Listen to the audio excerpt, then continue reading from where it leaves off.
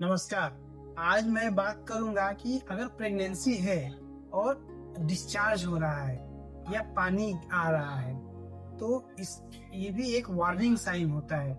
हल्का फुल्का डिस्चार्ज, जैसे देखिए हम लोग के शरीर में कुछ पार्ट है, जैसे आँख है, हम लोग की जीभ है, मुंह है, ये सब हमेशा वहाँ पे कुछ कुछ सिक्रीशंस होते रहते हैं। इसी तरह वेजाइना है, रेक्टम है, वहाँ कुछ सिक्रीशंस होते रहते हैं, तो वो पार्ट थोड़ा वेट रहता है, गीला रहता है। तो थोड़ा वो डिस्चार्ज नॉर्मल है, क्योंकि वहाँ पे ग्लैंड बने रहते हैं, वहाँ से हमेशा कुछ डिस्चार्ज होता रहता है। और एक चीज़ और भी बता रहे हैं, बहुत बार हम लोग पास अनमैरिड लड़की आती है क्योंकि उनको आइडिया नहीं रहता, या मैरिड लड़की आती है कि हमको डिस्चार्ज हो रहा है। तो डिस्चार्ज नॉर्मल फिनोमिना है, और एक्सेसिव डिस्चार्ज या फाउल स्मेलिंग डिस्चार्ज ये एक पैथोलॉजिकल कंडीशन है या कोई बीमारी वाली बात है।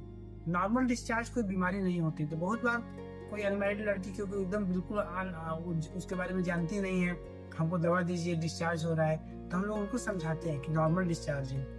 इसी तरीके से अगर प्रेगनेंसी में थोड़ा मोड़ा डिस्चार्ज हो रहा है वो नॉर्मल है, वो तो प्रेगनेंसी के कारण वहाँ पे जो हार्मोन, जो ग्लैंड्स हैं, उनके सिक्रीशंस बढ़ जाते हैं, तो थोड़ा मोड़ा सिक्रीशंस होते हैं। ये कोई आपको बीमारी वाली बात नहीं है।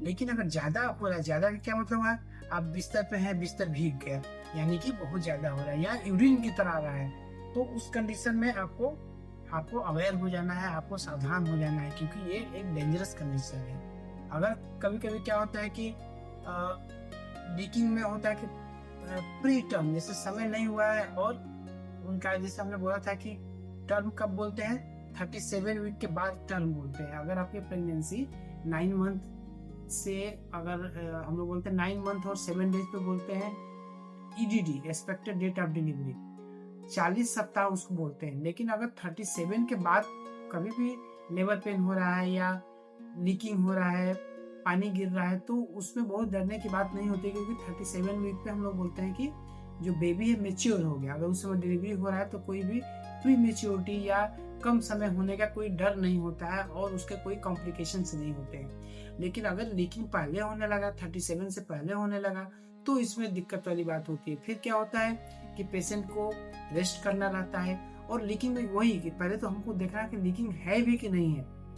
कभी कभी पेशेंट को बार बार फ्रीक्वेंसी यूरिन बार बार पास हो रहा है, तो वो आगे बोलते हैं कि हमें लीकिंग हो रहा है, तो हम लोग को ये डिफ्रेंशिएट करना पड़ता है कि यूरिन वाला है।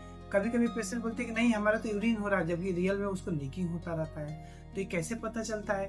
अगर लीकिंग हो रहा है तो हम लोग एग्जामिनेशन करके देखते हैं। देखने के बाद भी कभी कभी हम लोग भी कंफ्यूज हो जाते हैं कि ये लीकिंग है कि यूरिन है, तो उसके लिए कुछ कुछ टेस्ट होता है जो हम लोग टेस्ट करके समझ पाते हैं। लेकिन उससे भी इम्पोर्टेंट होता है कि अगर ज़्यादा लीकिंग होता है तो हम लोग अल्ट्रासाउंड करके देखते हैं। अल्ट्रासाउंड में क्लियर हो जाता है कि हाँ फ्लूइड कम है, यानी कि फ्लूइड कम है, और नीचे उसको लीकिंग का कंप्लेन है, यानी कि जरूर वो एमनियोटिक फ्लूइड है जो बाहर आ रहा है। तो अगर ऐसा कंडीशन है, 37 के पहले हो रहा है, तो हम लोग पेशेंट को रेस्ट करते हैं। फिर हम लोग उसको कल्चर सेंसिटिविटी के लिए भेजते हैं, और ये कोशिश करते हैं कि वो लीकिंग बंद हो जाए। कभी कभी लीकिंग अपने आप ही अगर रेस्ट करने से सील हो जाता है।